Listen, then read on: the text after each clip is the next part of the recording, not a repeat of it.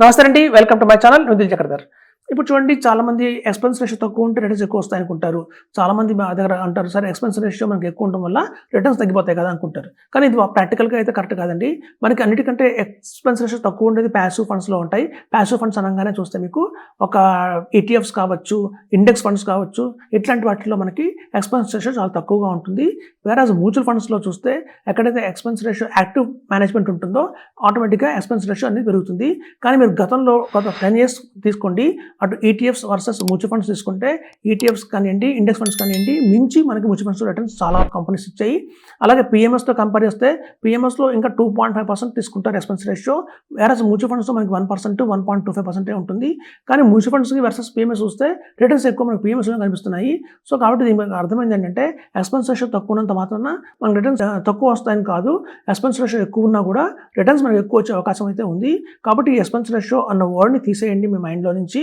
చాలామంది చేసే పెద్ద పొరపాటు ఏంటంటే ఈ ఎక్స్‌పెన్స్ రేషియోకి ఎక్కువ ఇంపార్టెన్స్ ఇచ్చి అక్కడ మనకి ఎక్కడైతే రిటర్న్స్ ఎక్కువ ఇస్తున్న పిఎంఎస్ కానివ్వండి, అలాగే అగ్రెసివ్ మ్యూచువల్ ఫండ్స్ కానివ్వండి, వాటిని ఈటీఎఫ్ మీద ఎక్కువ ఇన్వెస్ట్మెంట్ చేసి, ఇండెక్స్ మీద ఎక్కువ ఇన్వెస్ట్మెంట్ చేసి రిటర్న్స్ కోల్పోతున్నారు.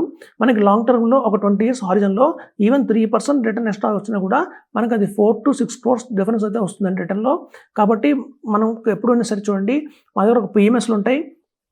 ఆ పిఎంఎస్లో ఎలా ఉంటుంది అంటే ఒక 20 lakhs మీరు మ్యూచువల్ ఫండ్స్లో ఇన్వెస్ట్మెంట్ చేయొచ్చు, ఒక 20 lakhs ఈటీఎఫ్లో ఇన్వెస్ట్మెంట్ చేయొచ్చు, ఒక 25 lakhs పెట్టి మనం స్టాక్స్ కూడా కొనొచ్చు. సో అక్కడైతే ఒకే పిఎంఎస్లో ఎప్పుడైతే ఒక best of the best mutual funds, best of the best ETF, best of the best stocks ఇచ్చి ఒకటే పిఎంఎస్ చూస్తున్నాం. ఇప్పుడు ఏమైనా తెలిసిందంటే ఈటీఎఫ్స్ కంటే మ్యూచువల్ ఫండ్స్ ఎక్కువ రిటర్న్ ఇస్తున్నాయి, మ్యూచువల్ ఫండ్స్ కంటే కూడా స్టాక్స్ ఎక్కువ రిటర్న్ ఇస్తున్నాయి. సో కాబట్టి ఎప్పుడైతే మనం ఒకటే టైం ఫ్రేమ్లో కనుక ఈ మూడిట్లో ఇన్వెస్ట్మెంట్ చేస్తే అట్లాంటి వాళ్ళకి కరెక్ట్గా తెలుస్తుందండి. అలాంటి ఈటీఎఫ్స్లో కూడా మనం తీసుకుంటే నిఫ్టీ జూనియర్ బీస్ అని, నిఫ్టీ మిడ్ క్యాప్ అలా మనకి తీసుకుంటారు. సో మంచి మంచి క్వాలిటీ ఈటీఎఫ్లు తీసుకున్నా కూడా అవి మనకి మ్యూచువల్ ఫండ్స్ కంటే కూడా తక్కువ రిటర్న్స్ వస్తున్నాయి. సో మీరు చూడండి, ఈటీఎఫ్స్లోనే ఇంకా మాకు కావాలి, మాకు డైరెక్ట్ ప్లాన్స్లో కావాలి, ఈటీఎఫ్స్లో కావాలి, ఏదైనా ఆప్షన్ ఉందా అంటే మాత్రం మనకి పిఎంఎస్తో ఇప్పుడు కొత్తగా ఈటీఎఫ్స్ ఆప్షన్ కూడా వచ్చేసిందండి. అంటే మనం తీసుకున్న 50 lakhs కూడా వాళ్ళు కంప్లీట్గా ఈటీఎఫ్లోనే పెడతారు. సో అట్లా ఈటీఎఫ్లోనే ఉన్న పిఎంఎస్ ఏదైతే ఉంటుందో అది మనకి దీర్ఘకాలంలో వచ్చేటది వస్తుంది.